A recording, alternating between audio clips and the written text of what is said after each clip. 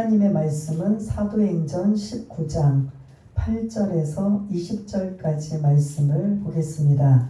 신약성경 220쪽에 있는 사도행전 19장 8절에서 20절까지 말씀을 우리 다 찾으신 줄 알고 함께 8절부터 읽겠습니다. 시작. 바울이 회당에 들어가 석 달 동안 담대히 하나님 나라에 관하여 강론하며 권면하되 어떤 사람들은 마음이 굳어 순종하지 않고 무리 앞에서 이 도를 비방하거늘 바울이 그들을 떠나 제자들을 따로 세우고 두란노 성원에서 날마다 강론하니라. 두 해 동안 이같이 하니 아시아에 사는 자는 유대인이나 헬라인이나 다 주의 말씀을 듣더라. 하나님이 바울의 손으로 놀라운 능력을 행하게 하시니 심지어 사람들이 바울의 몸에서 손수건이나 앞치마를 가져다가 병든 사람에게 얹으면 그 병이 떠나고 악기도 나가더라. 이에 돌아다니며 마술하는 어떤 유대인들이 시험삼아 악기 들린 자들에게 주 예수의 이름을 불러 말하되 내가 바울이 전파하는 예수를 의지하여 너희에게 명하노라 하더라. 유대의 한 제사장 스게와의 7 아들도 이 일을 행하더니 악기가 대답하여 이르되 내가 예수도 알고 바울도 알거니와 너희는 누구냐 하며 악기 들린 사람이 그들에게 뛰어올라 눌러 이기니 그들이 상하여 벗은 몸으로 그 집에서 도망하는지라. 에베소에 사는 유대인과 헬라인들이 다 이 일을 알고 두려워하며 주 예수의 이름을 높이고 믿은 사람들이 많이 와서 자복하여 행한 일을 알리며 또 마술을 행하던 많은 사람이 그 책을 모아 가지고 와서 모든 사람 앞에서 불사르니 그 책값을 계산한 즉 은 5만이나 되더라. 이와 같이 주의 말씀이 힘이 있어 흥황하여 세력을 얻으니라. 아멘. 예, 오늘 말씀의 능력이라는 말씀을 가지고 함께 은혜를 나누려고 합니다. 뒤에 그 그림 좀 띄워주세요. 오늘 말씀은 어디라고요? 동글뱅이 펴는데 에베소입니다. 우리 지난주에 이어 오늘 2번째 시간 그리고 다음 주도 있고요. 에베소를 보면 어디랑 가까워요? 어디랑 가까워요? 예? 골로새? 아니요. 파란색이 뭐예요? 한국. 예? 바다와 가까우니 자연적으로 에베소는 지금 말씀하신 무슨 도시일까요? 항구 도시예요. 이 지금 여러분들이 보시는 건 지금 그 터키예요. 그럼 터키 땅덩어리가 굉장히 크다, 작다? 엄청나게 커요. 엄청나게 커서 사실은 처음부터 바울은 이곳만 다녀서 복음을 전하려고 했는데 하나님이 딱 뜻이 계셔서 유럽으로 건너가게 하고 또 이렇게 3차는 본격적으로 에베소 이 지역이 그 3차의 중점적인 복음의 지역이 바로 에베소 지역입니다. 그래서 이 에베소는 여러분들 그 신약성경에 바울의 서신서 뭐가 있죠? 에베소서 서신서가 있어요. 에베소 교회에 보낸 편지. 그 다음에 요한계시록 계시록 안에 7 교회가 나와요. 에서버 두사빌라 7 교회예요. 앞머리만 따가지고 저는 이제 그냥 에서버. 그럼 뭐부터 시작해요? 에베소. 그 에베소 주변이 다 7 교회가 있는 거예요. 요한계시록에 등장하는 7 교회가. 그만큼 이 지금 여러분들이 보시는 그 당시에 이 그 아시아는 가장 큰 도시가 에베소 지역이에요. 그리스에서는 고린도가 가장 큰 도시였다면 이쪽 지금 터키에 와서 지금은 터키지만 옛날에는 소아시아라고 하고 갈라디아라고 하고 이제 이게 구분이 되어 있는데 이 지역에서 가장 큰 도시가 어디다? 에베소예요. 약 그 당시에 25만 명이 살고 있는 고린도가 큰 도시라고 해도 5만 명이에요. 그런데 거기에 5배가 되는 25만 명이 살고 있는 지역이 에베소다. 근데 이게 항구 도시고 상업 도시고 무역을 하는 도시다 보니까 자연적으로 경제도 경제적으로 좀 여유 있고 풍요로운 도시인데 이 지금 여러분들이 이 에베소의 위에서 쭉 올라가면 뭐라고 써 있어요? 더 위에. 아니요, 이쪽으로. 그 지금 지도 에베소 지도 쪽 그 지역 영역 안으로. 예. 갈라디아는 1차 전도 지역의 핵심 지역이었어요. 2차 전도 지역은 요 고린도, 잘 안 보이시나요? 바다 있는 데다가 써 있어서. 예. 고린도 지역이 이제 2차 전도의 핵심이었다면 에베소는 3차 전도의 핵심 지역이었다라는 것을 여러분들, 그래서 이제 이게 전도 이렇게 이동 경로를 안 드리고, 그다음에 여러분들이 보시는 맨 오른쪽이 뭐라고 씌어 있어요? 오른쪽에 안디옥. 거기가 선교 센터예요.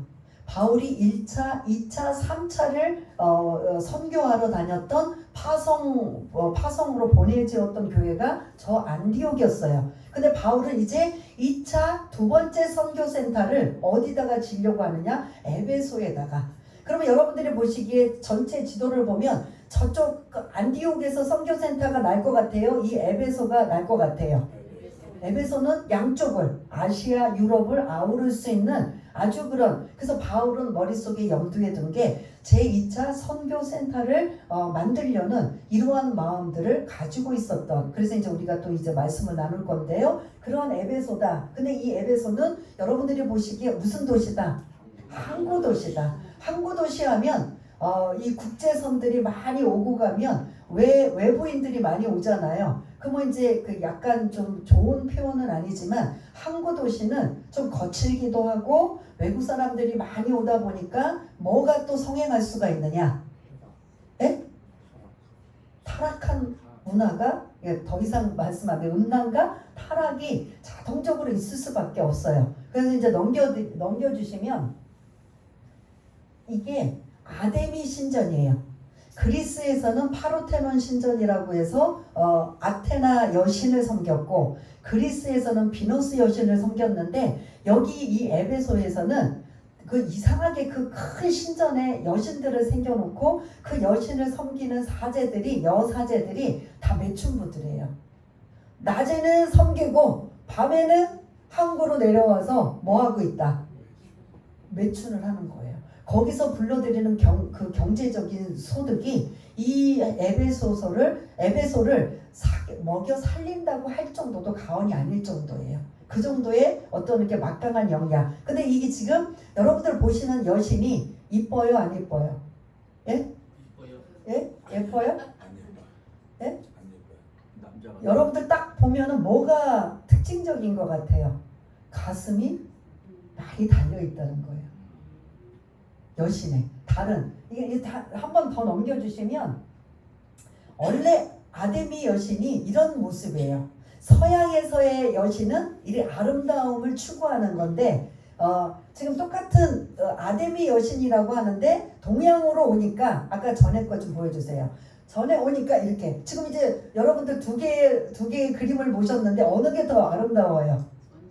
아까 조금 전에 본 서양의 아데미 여신이 더 아름다운데 동양으로 오니까 아름다움은 우리는 중요하지 않아. 뭐가 중요하느냐? 복 받는 게 중요해. 그래서 가슴에다가 가슴을 많이 개수를 많이 다루는 건 다산과 풍요. 한 개라도 더 많으면 우리는 더 많은 복이 임할 것이다라는 이런 인간적인 욕망과 욕심에 이 지금 그 서양에서 아름다운 그 아데미 여신이 동양으로 와서는 이렇게 지금 완전히 바뀌어버린 거예요. 넘겨주세요. 네, 또 한번 넘겨주시면 그 아데미 여신이 이런 신전에 있는 거예요. 이 신전은 그리스의 파르테논 신전, 아테나 여신 보여드렸잖아요. 그 신전의 4배나 더 큰 곳이에요. 그러니까 이게 지금도 7대 불가 사이에 2000년 전에 이런 신전을 엄청나게 큰 규모로 세워졌다라는 건 여러분 우리 2000년 전에 우리나라는 어떤 모습이었죠? 2000년 전? 예? 어떤 모습이에요? 이런 거 지을 만한 실력이나 능력이나 될까요? 예? 근데 이 서양에서는 2000년 전에 이러한 대리석으로 엄청나게 크고 화려하고 웅장하게 이러한 신전을 지어놓고 그 안에 아까 이상한 아데미 여신 있지요? 그 여신을 이 안에다 넣어놓고 여사제들이 수도 없이 많은 여사제들이 그곳에서 다산을 풍요를 빌고 밤에는 내려와서 뭐하고 있다? 맥춘하고 있다. 약간 고린도랑 비슷하죠? 그런 모습이에요. 이제 그게 이제 이들이 믿는 그런 신이 아데미 여신이었다. 그래서 이제 다음 주에는 아데미요 하고 이제 그런 단어가 나오는데 미리 여러분들이 선 지식으로 이 신의 이름이 뭐라고요? 비너스? 아테나? 뭐예요? 아데미. 예, 아데미 여신. 예, 이렇게 아데미라는 걸 기억하시길 바라겠습니다. 이제 좀 넘겨주시면 이제 마지막 하나예요. 오늘 여러분들이 이제 말씀을 나눌 두란노 서원이라는 곳이에요. 근데 지금 이제 이렇게 처음에 두란노 서원이었다가 나중에 셀수스 도서관으로 바뀐 자리예요. 근데 이제 셀수스 도서관이 이렇게 이제 폐허가 되고 이렇게 이제 기둥만 남아있는 이곳에 오늘 본문 사도 바울이 이곳 두란노 서원에서 그 말씀을 가리키고 양육했던 그 장소가 바로 이곳이었다라고 하는 말씀. 그래서 오늘은 이게 중요해요. 지금 기둥만 남았지만 이 기둥이 지금 높이가 우리 아파트 4층 정도의 높이가 되는 규모라서 지금 그 당시 2000년 전에 이 정도의 서원, 이 두란노 서원이라는 스콜라가 뭐냐면 스쿨이라는 소리예요. 스쿨 뭐지요? 학교에 영어가 다 헬라어에서 파생된 거거든요. 그러면 그 지금 두란노 서원이 두란노 다른 말로 뭐라고요? 학교 뭐를 양성하는. 그러니까 이제 조금 이곳이 원래 두란노라는 사람 이름이에요. 두란노라는 사람이 이 건물을 짓고 이곳에서 바울이 복음을 전하기 전에 이들은 원래 철학이나 수사학이나 그 당시에 그들이 그런 교육을 시킬 만한 강연장, 토론장 이러한 장소였었어요. 근데 이곳을 바울이 빌려서 쓰고 있는 바울이 빌려 쓰는 곳이 이 장소가 뭐다? 두란노 서원이다. 그래서 두란노는 이름이에요. 그래서 이제 우리나라에도 이런 큰 교회에서 두란노 서점, 두란노 이런 이제 출판사 이런 이름들이 많이 이곳을 이제 인용해서 따고 있는 이런 걸 볼 수가 있는데 오늘 이 그림이 뭐라고요? 두란노 서원 자리였다. 예, 이러한 정도의 그런 규모와 이런 것들을 갖추고 있었다. 이제 다시 본문 8절을 좀 띄워주시기를 바라겠습니다. 이제 본문으로 들어갈게요. 오늘 에베소 두 번째 말씀입니다. 두 번째 말씀에 집중적인 건 말씀 양육이에요. 1차와 2차 전도는 바울이 곳곳마다 자기 발로 움직이면서 복음을 전했어요. 그러다 보니까 사람들을 많이 만날 수도 있고 못 만날 수도 있고 이게 대중이 없어요. 그러다가 만나다가 받아들이는 사람이 있는가 하면 대체적으로 어떻게 해요? 안 받아들이고 비방하고 대적하고 거부하고 돌에 맞아 막 죽을 지경까지 있고 또 쫓기고 도망다니는 이러한 일들이 1차, 2차의 전도의 방법이었다면 3차는 바울이 방법을 바꿔요. 이제 돌아다니는 게 아니라 아까 그 두란노 서원이라는 이곳에서 복음을 양육하는, 그러니까 말씀을 가리키는 이것으로 지금 바뀌고 있습니다. 그래서 이 3차 전도는 1차, 이 에베소에서도 집중적으로 말씀을 가리키지만 이제 1차와 2차 전도한 고린도나 그리고 빌립보, 데살로니가 그리고 저쪽에 있는 그 갈라디아 이쪽을 거꾸로 가면서 그들을 양육하는 단계가 3차 전도예요. 그래서 1차와 2차는 자기 발로 걸어다니면서 복음을 전했다면 3차는 에베소를 비롯해서 1차, 2차에 복음 전했던 교회들 가서 양육하는 이러한 단계. 그래서 3차 전도는 여러분들이 머릿속에 양육이라는 단어여야 돼요. 1차와 2차는 전도, 3차는 양육이에요. 그 양육이 이제 이 에베소에서도 시작이 되는데 8절에 보면 바울이 늘 하는 대로 원칙이 있어요. 이렇게 특징이 있어요. 공통점이 있어요. 항상 대도시, 큰 도시에 가서 복음을 전한다. 그래야 많은 사람들이 복음을 접해서 그들을 통해서 또 주변에 있는 자들에게 복음을 그들이 전할 수 있기 때문에 항상 큰 도시를 거점으로 해서 복음을 전한다. 두 번째는 뭐예요? 특징이 어디서 전한다? 회당에 자기 동족 유대인들이 모여있는 회당에서 전한다. 그곳에서 거부하면 그 다음에 어디로 간다? 거리로 나가든 이방인들에게 복음을 전한다. 이게 그런 바울의 공통적인 특징인데 오늘도 8절에 보면 자동적으로 그는 어디부터 들어가요? 회당에. 회당에서 몇 개월 동안? 3개월. 이게 작은 거, 안식일에 가니까 일주일에 한 번만 치더라도 4번씩 치면 몇 번을 가는 거예요? 4, 3, 12번 이상을 5주도 있으니까 12번 이상을 회당에서 말씀을 가리켜요. 여기서는 유독 많이 가리켜요. 근데 가리킨 말씀들을 이들이 잘 받아들였다. 했어요? 안 했어요? 예? 어떻게 했어요? 그러니까 열심히 회당에서 바울이 말씀을 하나님의 나라에 관하여 열심히 강론하며 권면하고 있는데 9절에 그들의 반응은 어때요? 마음이 굳어서 강팍해서 순종치 않고 어떻게 했다? 이제는 대적하는 세력으로 바뀌어요. 근데 여러분들 좀 기억을 더듬으시면 18장에 2차 전도를 마친 고린도에서 2차 전도를 마쳤어요. 마지막 지점. 그러면서 고린도에서 잠깐 이 지역을 들렸다 간 적이 있어요. 경유해서. 그때 유대인들에게 복음을 전했었어요. 그때는 이들이 어떻게 하냐면 떠나려는 바울을 어떻게 했어요? 붙잡았어요. 더 머물라. 더 좀 있어달라 했던 이들이거든요. 그때 바울이 어쩔 수 없이 예루살렘을 들려야 되고 또 명절도 있고 해서 배를 또 놓치면 안 되기 때문에 만일 하나님의 뜻이거든 내가 다시 하겠다? 돌아오겠다 라는 이러한 그 여지를 18장에 남겨줬습니다. 그런데 오늘 이 본문에 보니까 이들이 그렇게 가지 말라고 붙잡았던 그들이 말씀을 계속 3개월 동안 전하고 있는데 이제는 그들의 마음밭이 어떻게 됐다는 거예요? 그게 4가지 씨 뿌리는 비유에 어떤 밭에 해당이 될까요? 돌밭 또 예? 가시밭 또 뭐 있어요? 예? 돌밭 가시밭 또 뭐 있어요? 또 하나 결실을 맺지 못하는 예? 길가밭 이 3개 중에 하나든지 3개든지 해당이 된다는 거. 마음이 굳어서 순종하지 않고 오히려 바울을 비방하여 오히려 대적하는 세력으로 바뀌어버리는 이런 상황이면 지금 보세요. 똑같은 바울이 하나님의 말씀 하나님의 나라에 대해서 강론하고 권면하고 있는데 어떤 이들은 막 믿음으로 옥토밭이 되어서 어떤 분은 이쪽에는 그냥 이렇게 이제 조그맣게 말하셨는데 그런 마음밭이 되어서 하나님의 말씀을 막 받으려고 애쓰는데 대다수는 마음이 어떻게 되었다? 굳어버렸다. 강팍하였다. 그래서 얼마 전에 와서 붙잡았던 그들이 이제는 그 말씀을 계속 들으면서 은혜가 되고 삶의 변화가 되고 야 정말 하나님의 말씀은 이런 것이야 라고 돌이키며 잘못한 것은 고치고 해야 되는 이러한 시점에 그들이 어떻게 되느냐?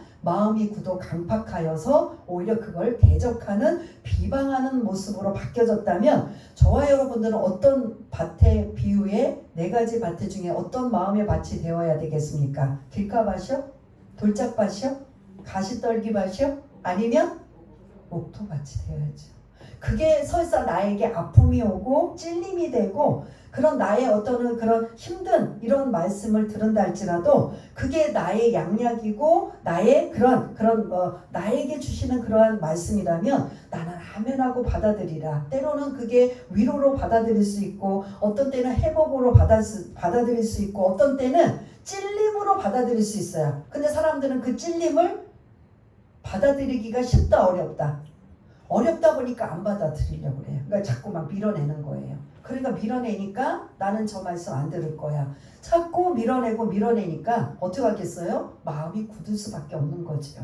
그러니까 저와 여러분도 할 수만 있다면 옥토밭이 되어서 30배, 60배, 100배의 결실을 맺으려면 그 말씀이 어떤 때는 교훈의 말씀, 책망의 말씀, 위로의 말씀, 권면의 말씀, 어떤 말씀을 주더라도 그게 나한테 주시는, 오늘 이 시간에 주시는 말씀이다라고 받아서 내 거가 된다면 그것이 우리의 옥토밭이 되는 저와 여러분 되시기를 바라겠습니다. 그래서 지금 회당에서 거부를 당해요. 몇 개월 동안 말씀을 가르쳤는데 3개월을. 거부당한 바울의 심정이 좋을까요? 나쁠까요? 사실 이 동족 유대인들이 예수를 믿고 구원받아 함께 손을 잡고 우리 복음을 전합시다라고 해도 시원찮을 판에 거부하고 배척한다라는 건 예수를 어떻게 한다는 소리예요? 믿지 않겠다라는 소리예요. 그 예수에 대해서 아무리 가르치고 전하고 알려도 3개월 동안 그렇게 힘쓰고 했어도 거부하는 이러한 상황에 바울은 맥이 빠질까요? 안 빠질까요? 3개월 동안 그렇게 열심히 전했는데 근데 3개월 딱 되고 나니까 여기에 길이 막히면 하나님은 다른 곳에 길이 어떻게 한다? 열어주신다라는 걸 알고 회당에서는 할 만큼 하고 최선을 다하고 빠집니다. 왜 대부분 우리도 신앙생활 하면서 막 안 되는데도 막 거기에 매달려가지고 막 죽기 살기로 매달리는 건 어리석은 자들이에요.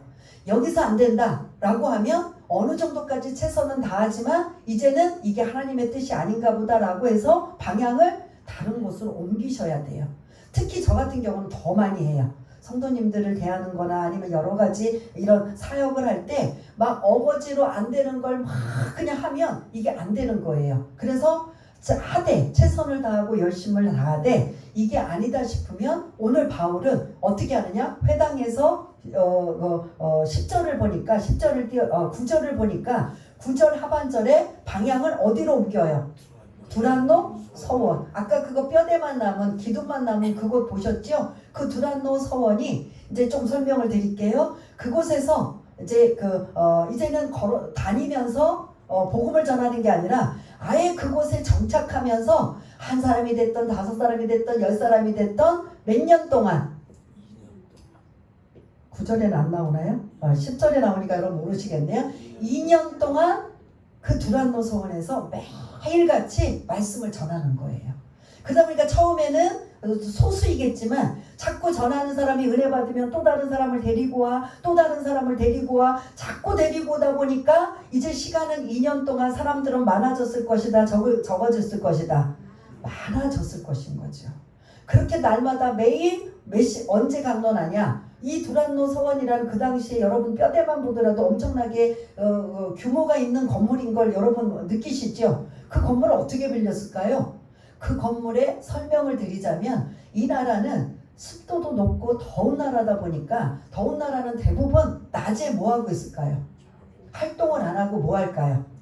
낮잠 자고 그늘에 쉬는 시간이에요. 왜냐면 의욕이 안 생기니까. 그래서 이들은 아침 일찍 오전에 이곳이 교육장이라고 말씀드렸죠. 강연장, 토론장, 교육하는 장소이라고 하다 보니까 여기서 배우는 사람들이 낮에 아무리 가르쳐도 졸고 집중하지 않고 하다 보니까 이 두란노라는 이 교육장에는 원래 오전과 오후, 그러니까 낮에 가장 더운 시간을 빼고 아침 일찍 오전과 그리고 이제 서서히 이제 그 더위가 이제 식어지는 오후에 수업이 있는 상황이에요. 그러니까 낮에 11시부터 오후 4시까지는 비어 있어요.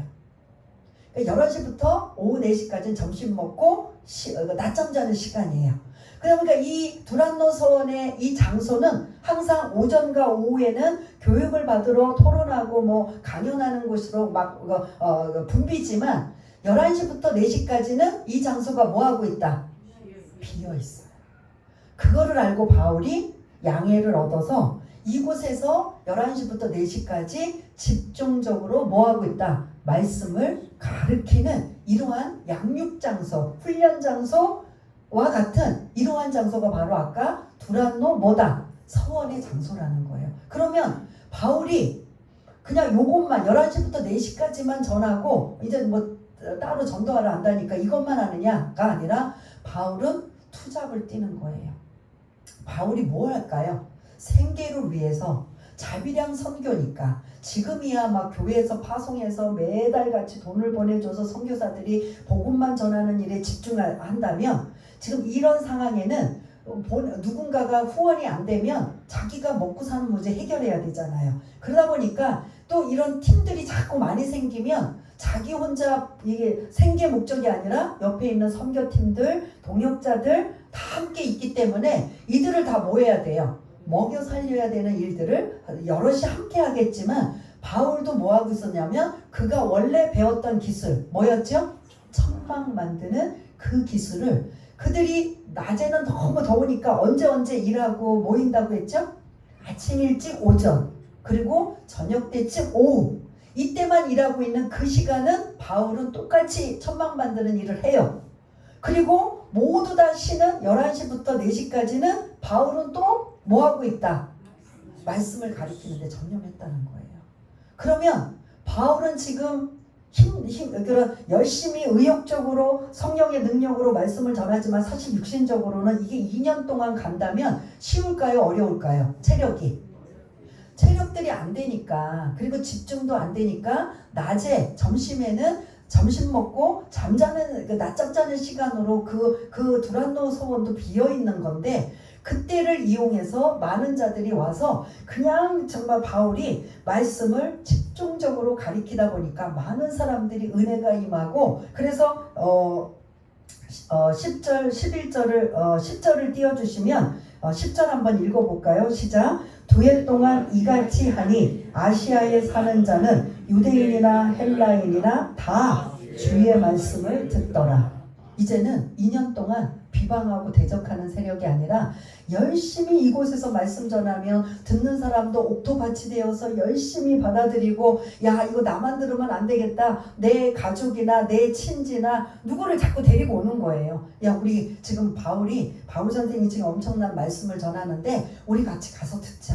그래갖고 그곳에 와서 계속 매일 오전 11시부터 오후 4시까지 사실 그때 피곤하고 힘든 시간이지만 그때 바울이 열심히 복음을 전하는 양육의 단계를 지금 이렇게 2년 동안 하니까 열심히 그들이 말씀을 듣는 놀라운 역사가 이렇게 일어난다는 거죠. 그래서 제가 546장 찬양을 우리가 드렸잖아요. 뭐 위에 굳게 서리라? 예? 말씀 위에 굳게 서리라. 앞으로 때가 더 악하고 신앙생활 못하는 상황이 오고 힘들 때일수록 여러분들이 뭐에 굳게 서야 되냐면 말씀 위에 굳게 서야 돼요. 말씀을 정확하게 알고 하나라도 제대로 알고 그 말씀을 기억해야 여러분들이 우리가 공산당 치하나 일제 치하는 아니더라도 언제 어느 때든지 우리가 힘들고 어려운 상황에 지금 이제 여러분들이 핸드폰 다니니까 핸드폰 켜고 보면 되는 거지 하지만 아무것도 없다라고 생각하고 내가 오랫동안 신앙생활 했는데 나 말씀 한 개라도 기억하고 있나? 혼자 줄줄줄줄 암송할 수 있나? 이게 여러분들 고민을 하셔야 돼요. 말씀 위에 굳게 서리라. 어떤 게 아니라 말씀 위에 굳게 서리라. 말씀 위에 여러분들이 그 말씀이 무기가 되고 힘이 돼요. 그래서 지금 두란노 소원에서 바울이 전한 건 뭐였어요? 기도에 집중한 거예요? 전도에 집중한 거예요? 뭐에 집중했어요? 말씀에 집중했다라는 거예요. 그래서 여러분들이 교회에 오시거나 신앙생활 하시면 자꾸 뭐를 사모해야 되냐? 말씀에 집중해야 된다는 거죠. 말씀을 사모해야 된다는 거죠. 은혜 받은 사람의 특징은 말씀을 사모하는 거예요. 제가 여러분들 좀 기가 따갑게 말씀을 여러 번 드렸지만 제가 신학교 간 게 목사 되려고 신학교 간 거 아니라고 말씀드렸잖아요. 말씀의 은혜가 너무 이게 임하니까 막 은혜 받고 체험도 있고 막 나름대로 하나님의 은혜를 막 주시니까 뭐에 갈급하느냐? 말씀이 갈급한 거예요. 목사님들 저는 또 큰 교회를 다녔기 때문에 부목사님들 전도사님들 담임 목사님들이 수도 엄청 많아요. 그래서 새벽에 또 어떤 목사님 설교 저 수요일날 아니면 금요철이야 주일날 다방면으로 많은 목사님의 설교를 들어요. 근데 이제 교만한 것 같지만 왠지 제 안에는 그렇게 듣는데도 말씀이 갈급한 거예요. 여기 이상을 더 듣고 싶다. 내가 지금 이렇게 들으면서 이 본문에 궁금하고 이해가 안 되는 부분, 나는 이게 이해도 안 되고 궁금한데 이걸 더 알고 싶다. 이게 더 알고 싶다라는 이 마음이 계속 들다가 어떻게 됐느냐? 결국 내 스스로 내 발로 뭐하였다? 신학교로 간 거예요.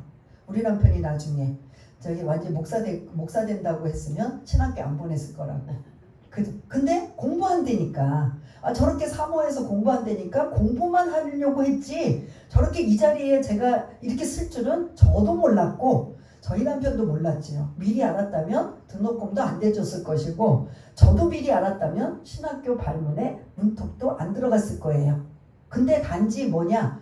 은혜를 받고 그때 막 은혜 받을 때 뭐냐면 각종 은사와 그런 거 능력도 주시고 체험의 신앙으로 막 하면서 그게 중요한 게 아니라 말씀을 보면 이것도 궁금하고 저것도 궁금하고 이것도 알고 싶고 저것도 알고 싶은데 이게 안 되는 거예요.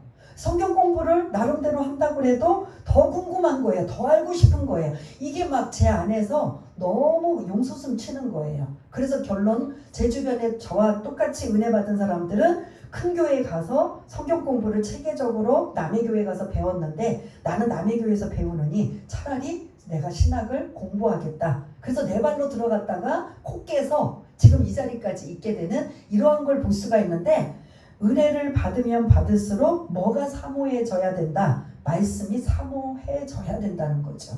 말씀이 막 갈급해지고 말씀을 더 알기를 원하고 그 말씀이 왜 그런가 자꾸 상고하게 돼버리고 하는 이런 것들이 그렇게 되다 보면 어떻게 돼요? 여러분들의 머릿속에 나 성경 몇 구절이라도 알고 있나? 여러분들 몇 구절 알고 계세요? 저도 많지는 않지만 내가 만일 핸드폰도 안 보고 성경책도 안 보고 눈 감고 혼자서 기도하는데 내가 알고 있는 성경 구절을 하나씩 여러분들이 만약에 기억한다면 과연 몇 구절을 기억하고 떠올리실까?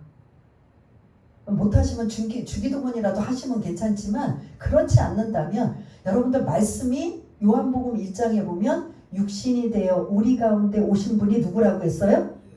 예수님이에요. 그럼 말씀 자체가 누구예요? 예수님이에요. 저와 여러분들 목사님들도 우스갯소리로 해요. 여러분들 세상 약 먹지 말고 하나님 약 드세요. 그게 뭐예요? 예? 구체적으로 뭐예요? 약이 들어간 게 뭐예요? 여러분들 약 드시는데 그 약 세상의 약도 중요하지만 하나님 약 드세요라고 해서 성경 말씀이 뭐하고 뭐로 나눠져 있어요? 구약과 신약 그 두 개 약을 드세요. 세상의 약 필요하니까 드셔야 되지만 겸하여 모두 첨가해서 드셔요. 신약과 구약도 함께 드세요. 그래서 그 말씀을 자꾸 읽으면서 어떻게 하느냐?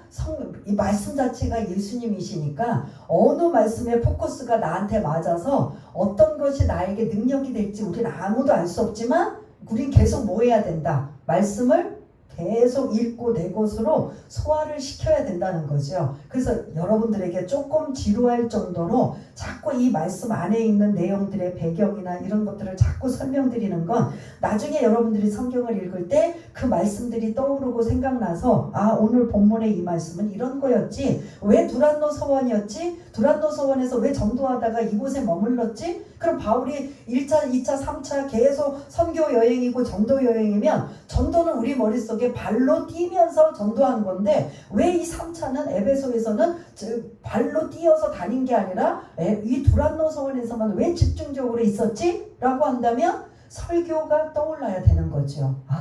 1차, 2차 전도했을 때 그 바울이 경험했던 것을 토대로 해서 이번에는 그 발로 뛰는 게 아니라 이제는 이 큰 대도시의 어느 한 곳을 두란노 서원을 정해놓고 여기서 2년 동안 집중적으로 말씀을 굳게 하는 이 시간을 만들어 보자. 그러니까 자기가 나가지 않아도 그 안에서 배운 사람들이 그 말씀을 가지고 세상에 나가서 자꾸 전하는 거예요. 우리 성경 공부하러 가자. 우리 말씀 들으러 가자. 우리 하나님 말씀 들으러 가자. 자꾸 데리고 오는 거예요. 한 명이 5명으로, 5명이 10명으로, 뭐 20명으로, 100명으로, 200명으로 이 두란노 서원에는 공간이 넓다 보니까 많은 사람이 와도 제약이 안 되고 다 받아들일 수 있으니까 열심히 바울은 뭐하였다? 말씀을 가르쳤다. 바울이 지금은 가리켜서 많은 사람들이 죽게 들어와서 이 엄청난 능력은 행하지만 바울 자신은 육신은 어떨 것 같아요? 예? 왜 힘들어요? 왜? 그가 자비량으로 일하는 것도 있고 그 시간에 모두가 쉴 때 좀 쉬었어야 되는데 그 시간에 어떻게 해요? 말씀을 가리키는 스승 선생 역으로 목회로 지금 그 역할을 하다 보니까 이게 지금 계속 이게 몇 년 동안 이어진 거다. 2년 동안 이어지는데 결실은 풍부하지만 바울이 그러한 상황에 이제 우리가 뒷부분에 나오지만 내가 겸손과 눈물로 이 세월을 보냈다고 나와요. 뭘로 보냈다? 눈물로 보냈다. 그러니까 별의별 사람들이 다 있음에도 불구하고 토론하며 강론하며 권면하며 양육하며 이 세월을 2년 동안 보냈을 때 안 좋은 눈물도 많았지만 좋은 많은 인재들이 이곳에서 배출이 돼요. 이들이 다 아까 그 지도에 본 소아시아 지역에 다 뿔뿔이 흩어져서 복음 전하고 양육할 수 있는 2년 동안이니까 양육할 수 있는 2단계까지 충분히 할 수 있는 이런 기간이 2년 동안이었다라는 거죠. 그래서 그 지역에 있는 아시아에 사는 헬라인이나 유대인이나 다 그 말씀을 뭐하더라?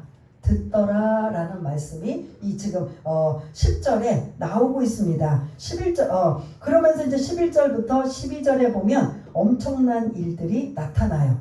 11절 12절 우리 한번 읽어보겠습니다. 시작. 하나님이 바울의 손으로 놀라운 능력을 행하게 하시니 심지어 사람들이 바울의 몸에서 손수건이나 앞치마를 가져다가 병든 사람에게 얹으면 그 병이 떠나고 악기도 나가더라. 아멘. 지금 바울의 능력이 두란노 서원에서 말씀만 전하는 것뿐만 아니라 그가 사람들이 많이 안수해 주니까 이게 감당치 못하니까 뭐까지도 능력이 나가더라?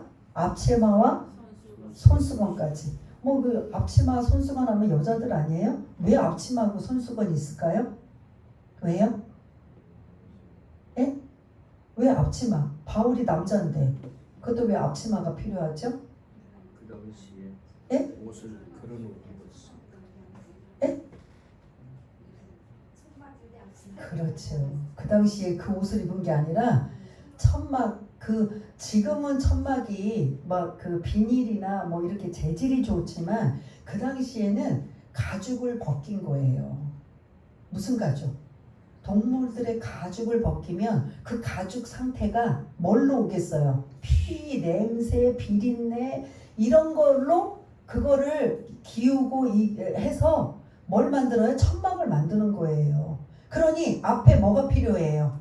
작업복처럼 앞치마가 필요한 거예요. 왜냐? 자기 옷 묻지 않도록 냄새가 좀 덜 배고 그 가죽이다 보니까 피나 그 오물 같은 거 이런 것들이 배지 않도록 앞치마를 하는 거예요. 그러면 손수건은 왜 필요했을까요? 그 더운 날 땀이 막 흐르니까 두건처럼 쓰고 있는 닦을 수도 있고 쓰고 있는 상황이기 때문에 더군다나 바울은 어떤 상태라고 그랬어요? 머리가 많다? 거의 대머리 상태다 보니까 머리 그냥 땀이 얼굴로 그냥 직통으로 주르르르 흐르니까 뭐 이제 이렇게 두건처럼 할 수 있는 상황이니까 이것조차도 능력이 임하여서 이거 누가 주신 거예요? 하나님이 주신 능력으로 많은 사람들이 병자가 치유되고 귀신이 쫓겨나는 이 놀라운 역사가 이 에베소에 소문이 난 거예요. 근데 이건 또 다른 말로 하나님이 이 바울의 사도성을 인정해 준 거예요. 누가 이렇게 했죠? 그 사도 중에 누가 이렇게 그림자만 따라가도 막 병이 낫는 누구였죠? 베드로 아니었어요. 베드로처럼 바울도 똑같은 사도로 하나님이 능력을 부어주시고 인정해 주시는 이러한 역사가 에베소에 지금 소문이 날까요? 안 날까요? 야, 이 사람이 안수해줘도 낫는 것도 신기한데 그가 입은 앞치마 그 냄새나고 그 더러운 앞치마하고 손수건만 갖다가 그 병자한테만 해도 막 병이 막 그냥 난데 이게 소문이 막 나니까 막 사람들은 더 많이 몰려올 수밖에 없는 거죠. 그러니까 또 더 많이 양육하고 말씀을 가리키는 이 일인데 13절부터 17절까지는 16절까지는 그런 해프닝 어떻게 보면 에피소드가 지금 등장하고 있어요. 바울이 이렇게 앞치마와 손수건까지도 능력이 나타난다고 하니까 13절에 보니까 누가 등장해요? 마수르라는 이상하지 않아요? 마수르라는 에베소 사람 이러면 이해가 돼요. 마수르라는 헬라인 이방 사람 하면 돼요. 근데 마수르라는 유대인은 어떤 사람이에요? 하나님 말씀대로 산다고 하는 구별된다고 하는 사람이 뭐하고 있는 거예요? 종교 혼합인 거죠. 이 마술은 여러분들이 이렇게 눈속임하는 그 지금 우리가 알고 있는 마술일 수도 있지만 대체적으로 그곳에 뭐냐면 무속인들이에요. 점쳐주는 거예요. 점령술사들이에요. 지금으로 말하면 거의 무당들이라고도 볼 수 있는 거예요. 그러니까 이 에베소는 아데미 신전으로 음란과 이러한 그런 태폐 문화가 있는가 하면 또 하나는 마술 이러한 그런 그 무속 이러한 것들이 엄청나게 성행했던 이러한 걸 볼 수가 있어요. 그러니까 지금 바울이 이 엄청난 능력이 임한다라는 걸 소문을 듣고 이 마수르라는 유대인들 거기다가 또 제사장 스게야의 아들 7명이 뭐를 하냐면 바울이 그런 능력을 해? 바울이 보니까 무슨 주문을 그들은 이제 주문이라고 생각해요. 바울이 항상 누구 이름으로 해요? 예수 이름으로 말하노니 뭐 떠나가라 나을지어다 예수님이 하는 걸 그대로 예수님의 이름으로 하잖아요. 그러니까 그들이 주문 방법이 알았어요. 새로운 신종 마수라는 신종 지금 바울이라는 사람이 와서 우리에게 지금 신종 주문하는 주문 그 용어를 알려준 거예요. 주문 내용이 뭐예요? 예수 이름으로 명하노니 예요. 이 예수 이름으로 우리도 고쳐보자. 그래서 막 그 병든 자를 귀신을 하는데 귀신이 지금 16절에 그를 오히려 제압하고 진 눌러버려요. 그러면서 16절에 띄워주시면 내가 그부터 뭐라고 해요? 악기가 대답하여 이르되 내가 같이 읽어 15절 죄송합니다. 15절 악기가 대답하여 이르되 내가 예수도 알고 바울도 알거니와 너희는 누구냐? 라고 막 제압을 하고 진 눌러서 막 그냥 눌려서 막 견딜 수가 없는 이런 상황까지 온 거예요. 지금 이들이 예수 믿는 사람들이에요? 아니에요?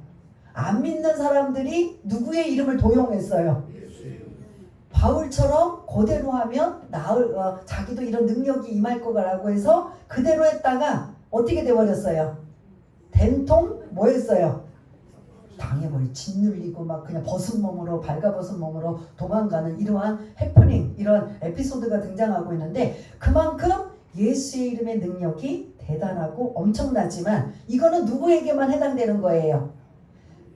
하나님을 믿는 자녀들에게만 해당이 되는 거예요. 저와 여러분들. 근데 이 성전문 밖에 나가 세상 사람들에게 저 순복음 주님의 교회가 막 그냥 예수 이름으로 능력이 막 귀신도 쫓아나고 막 병든 자가 고침받고 할렐루야 얼마나 좋겠어요. 그렇게 빨리 되면 그죠? 그런데 하고 소문이 났어요. 그 세상 사람들이 예수 이름으로면 다 낫는데 믿지도 않으면서 예수 이름으로 하면 고쳐져요? 안 고쳐져요?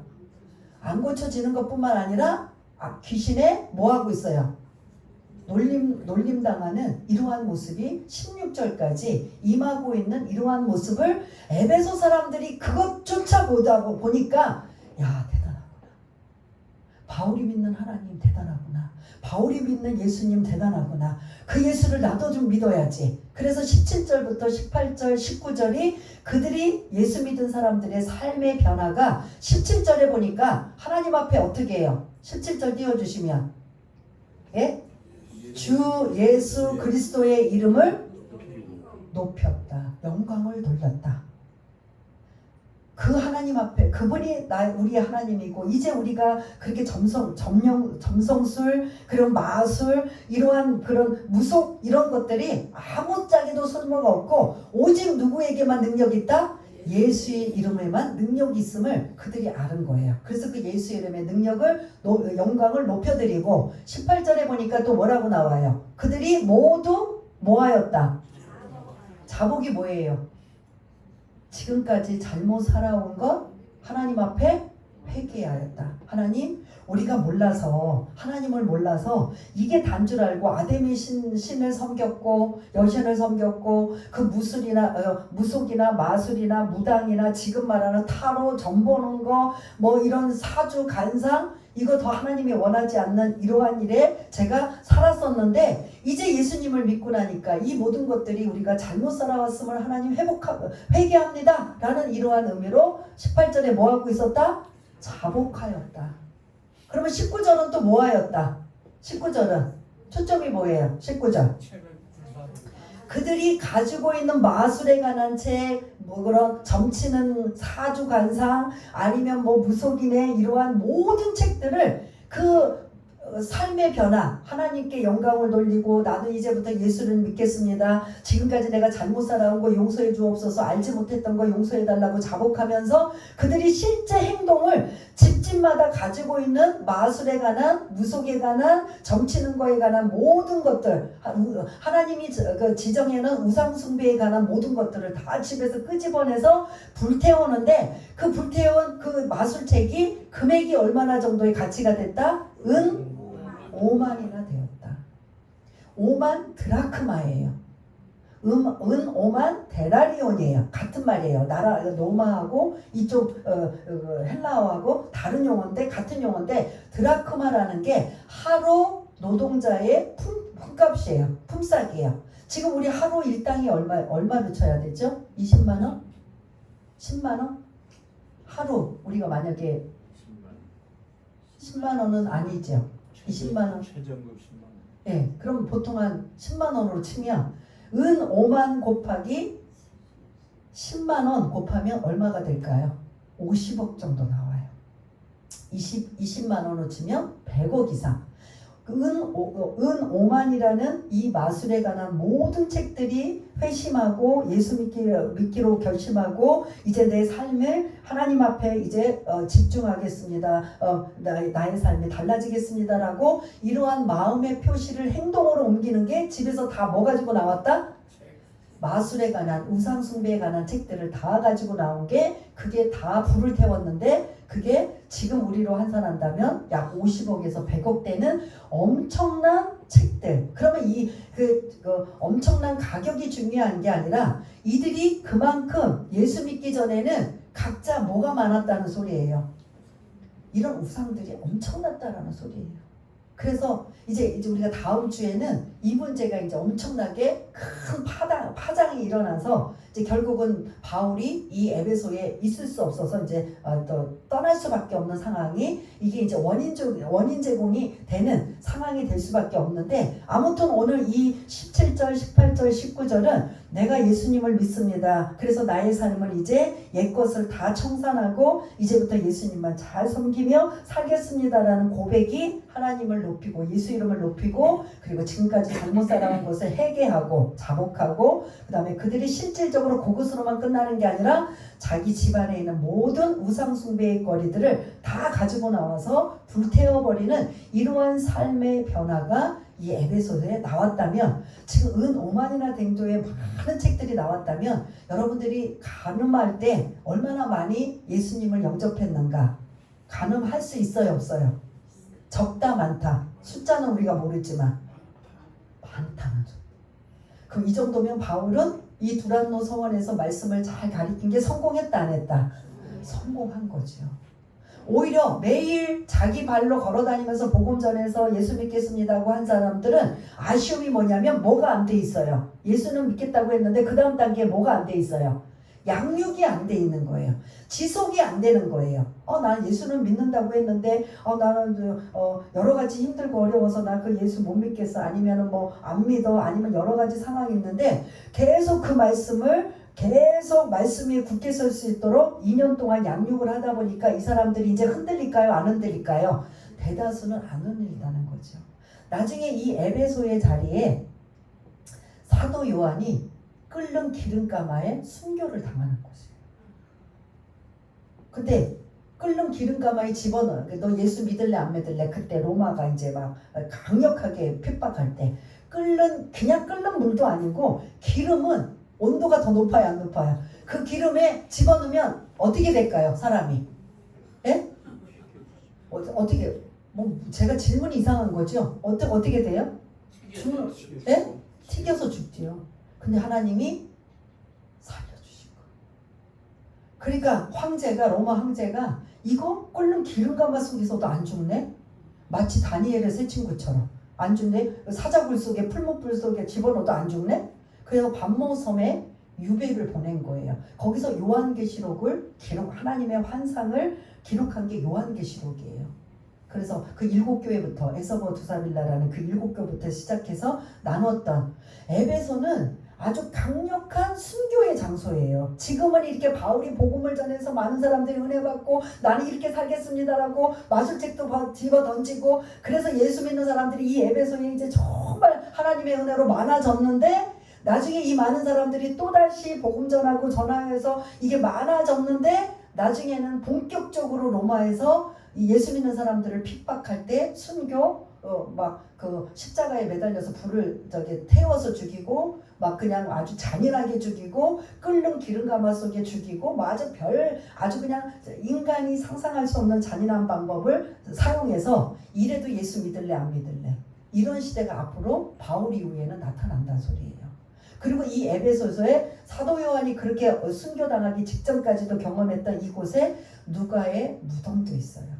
누가도 순교를 당해서 죽게 되는 이러한 일들이 지금은 막 복음을 전해서 나 예수 믿겠습니다 이렇게 막 영광을 돌리고 하는 이런 것이 이제 얼마 지나고 나면은 그 로마의 핍박이 막 잔인할 정도로 그러니까 그 핍박을 견디지 못하니까 사람들이 자녀들도 있고 하니까 그 죽음을 피하기 위해서 어디로 간 거예요?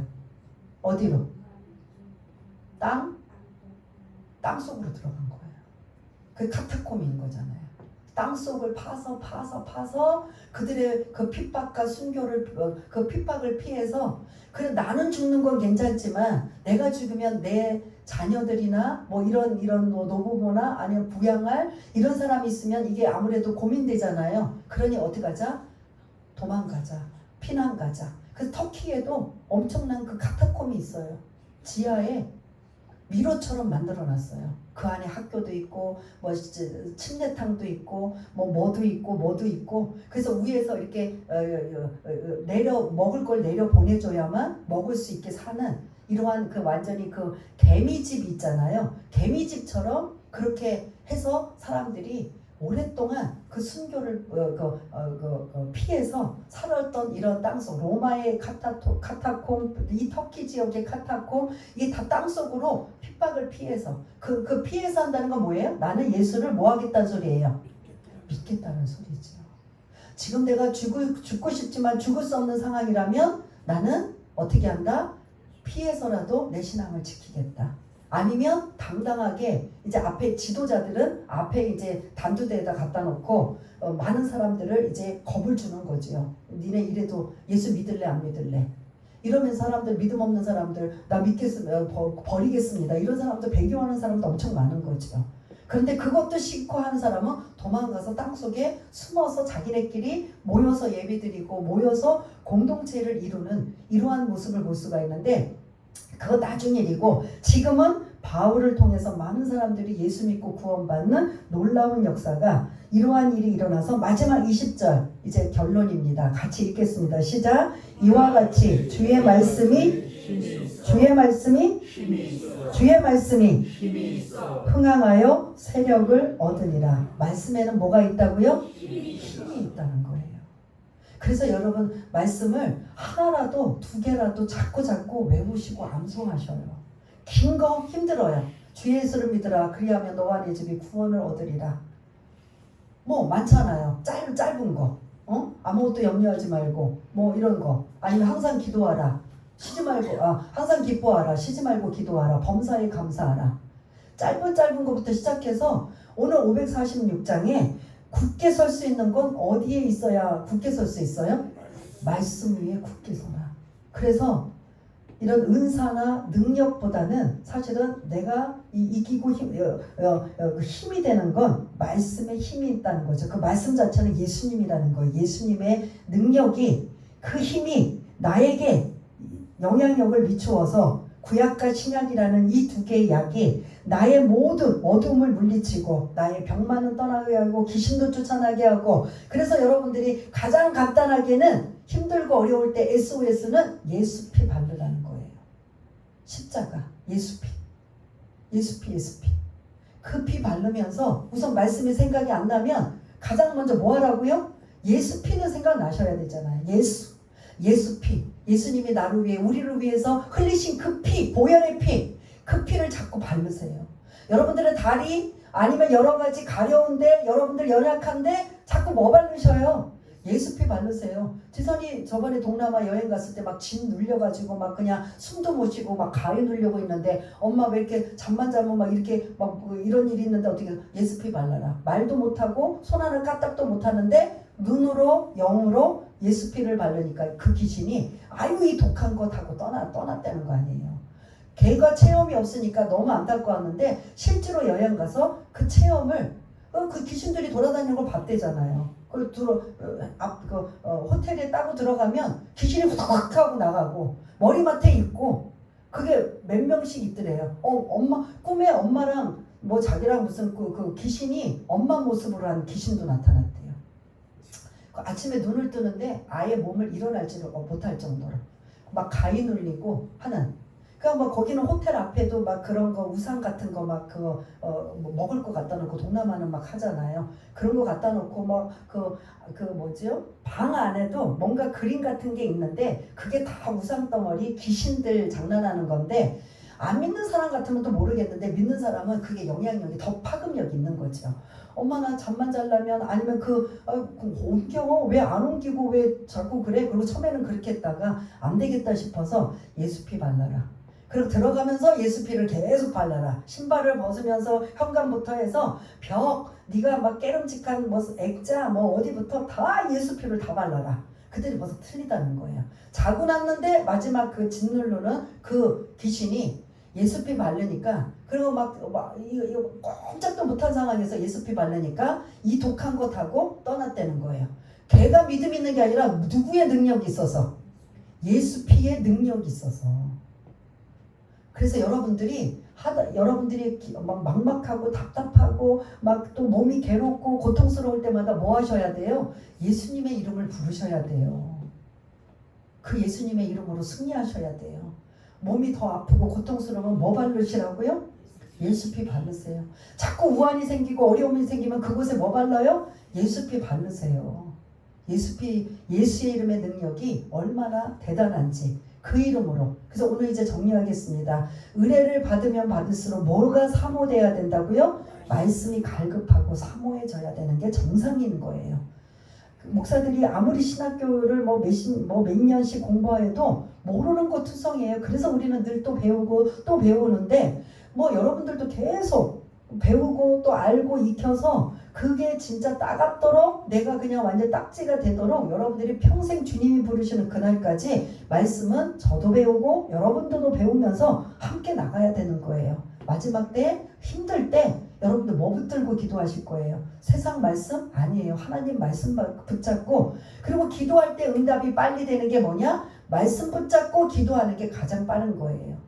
하나님, 성경 말씀에 이런 말씀 있잖아요. 구하라, 두드려라, 찾으라. 하나님, 그래서 제가 구하고 자꾸 두드리겠습니다. 그 말씀에 근거로 해서 기도하니 하나님 들어주옵소서. 이러면 그냥 맹목적으로 하나님 이것 때문에 저것 때문에 막 힘들고 어려워요 막 이런 거보다, 하나님이 분명히 근거를 가지고 말씀을 하시면, 우리도 세상에도 뭔가 근거를 가지면 할 말이 있잖아요. 하나님도 말씀의 근거를 가지고 기도하라. 그럴 때 내가 응답해 주시겠다 약속하시면, 여러분들이 할 수만 있다면 말씀을 많이 사모하시고 배우시고 또 배우시고, 여러분들이 개인적으로 하시다가 궁금하면 제가 또 모르는 것도 많겠지만 아는 안에서 또 알려드리고 가르쳐드리는 이러한 일들이 저와 여러분들이 계속 반복되어져야 된다. 그래서 오늘 말씀에 뭐가 있다? 20절에 보면 힘이 있음을, 다른 거 다 잊어버려도 말씀이 힘이 있다라는 걸 기억하시고 돌아가시면, 말씀에 힘이 있어? 그 말씀 자체는 누구예요? 이 꼴 예수가 뭐가 있다? 힘이 있다. 말씀이 힘이 있으면 그 말씀이 예수님이기 때문에 예수가 힘이 있다. 예수의 이름으로 예수의 피로 나의 모든 연약함을 치유해 주시고 또한 강건하게 해주시고 어둠은 떠나가게 하시고 날마다 기쁨과 감사와 은혜와 능력으로 살아가는 저와 여러분 모두가 다 되시기를 바라겠습니다. 우리 한번 잠시 시간은 갖지만 한번 이 말씀을 들은 것 가지고 여러분들이 고백하며 다짐하는 마음으로 한번 잠시 기도하는 시간을 갖겠습니다. 할렐루야. 사랑이 많으신 하나님 아버지, 오늘 바울이 두란노 서원에서 2년 동안 집중적으로 그가 아는 것을 아버지 하나님 매일매일 오전 11시부터 오후 아버지 4시까지 그것도 일주일에 한두 번이 아니라 매일같이 그 덥고 습한 날씨에 하나님의 말씀을 가리키고 또 가리키고 또 가리켰더니 많은 사람들이 옥토같이 되어 30배 60배의 결실을 맺어 자기만 믿는 게 아니라 다른 사람들까지도 이끌고 오고 그가 또한 어디를 가든 무엇을 하든 이제 아버지 하나님 많은 사람들을 양육할 수 있는 단계까지 이렇게 만들어 놓으니 바울은 아버지 하나님 그 3차 정도에 그가 바라고 원했던 그리고 성령님께서 깨닫게 해주셨던 이 모든 것이 아름답게 열매를 맺고 결실을 맺는 놀라운 역사가 나타나는 것을 볼 수가 있습니다. 20절의 말씀처럼 말씀에 힘이 있어 예수님의 이름이 힘이 있어 우리가 살아가는 동안 그분이 나의 힘이 되고 능력이 되고 구원자가 되고 반석이 되고 아버지 하나님 나의 삶에 함께 하셔서 내가 힘들고 어려울 때 위로자가 되시며 내가 연약하고 아버지 하나님 아플 때 치유자가 되시며 아버지 하나님 또한 나에게 힘이 되시고 능력이 되셔서 내가 이 땅에 살아가는 동안 다른 물질이나 권력이나 세상의 어떤 것이 아니라 오직 예수의 이름의 능력으로 살아갈 수 있는 우리 모두가 될 수 있도록 주님 도와주옵소서. 하나님 아버지 감사합니다. 오늘 20절의 말씀의 결론적인 말씀이 이와 같이 주의 말씀이 힘이 있어 흥황하여 세력을 얻으니라 라는 이 말씀이 우리의 마음판에 새겨져서 말씀이 힘이 있다고 했사오니 예수님이 힘이 있다고 했사오니 그 예수님 의지해서 기도합니다. 나의 연약한 모든 것 이기고 승리하며 하나님의 영광을 드러내게 하여 주옵소서라고 고백하며 믿음의 사람으로 살아가기를 다짐하는 이 자리에는 모든 이들에게 성령님 은혜를 내려 주옵소서. 모든 것 감사드리오며 사랑이 많으신 예수님 이름으로 기도드리옵나이다. 아멘.